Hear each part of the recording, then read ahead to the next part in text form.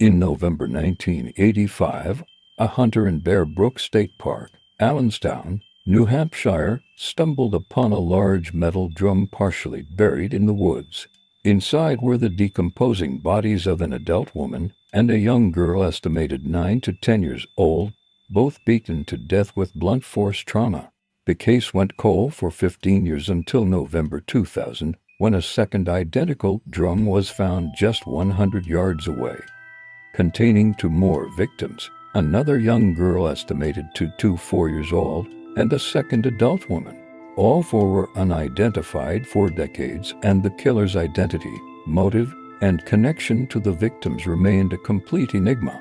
The bodies showed no signs of sexual assault, but the extreme violence, skulls crushed, and the careful disposal in matching barrels suggested a methodical, possibly repeat offender. The remote location and identical method implied the killer returned to the same spot years later to dispose of more victims. The breakthrough came in 2017 to 2019 through genetic genealogy. DNA from the remains linked the adult woman in the second barrel to a missing person named Marlissy Elizabeth Honeycutt IV.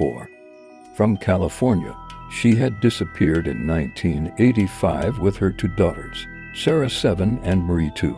The older girl in the first barrel was confirmed as Sarah, the toddler in the second as Marie. The unidentified adult in the first barrel was never matched to a missing person. Her identity is still unknown.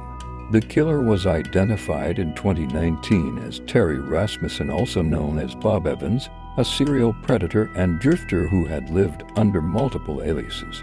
Rasmussen had dated Marlissy Honeycutt briefly in California, murdered her and the girls in 1985, and transported their bodies across the country to New Hampshire. He later killed the unidentified woman, possibly a girlfriend or acquaintance, around 1985-1986, and returned to the same remote spot to hide her. Rasmussen died in prison in 2010 while serving time for an unrelated murder in California. He was never charged for the Brook killings because he was already deceased, but the case is considered solved in terms of identifying the perpetrator. However, major mysteries remain. Who was the unidentified adult woman in the first barrel? DNA shows she is not related to the Honeycutt family. Was Rasmussen solely responsible, or did he have an accomplice? Why did he choose the exact same remote location years apart? The Brook case is terrifying because the killer transported bodies across the country, returned to the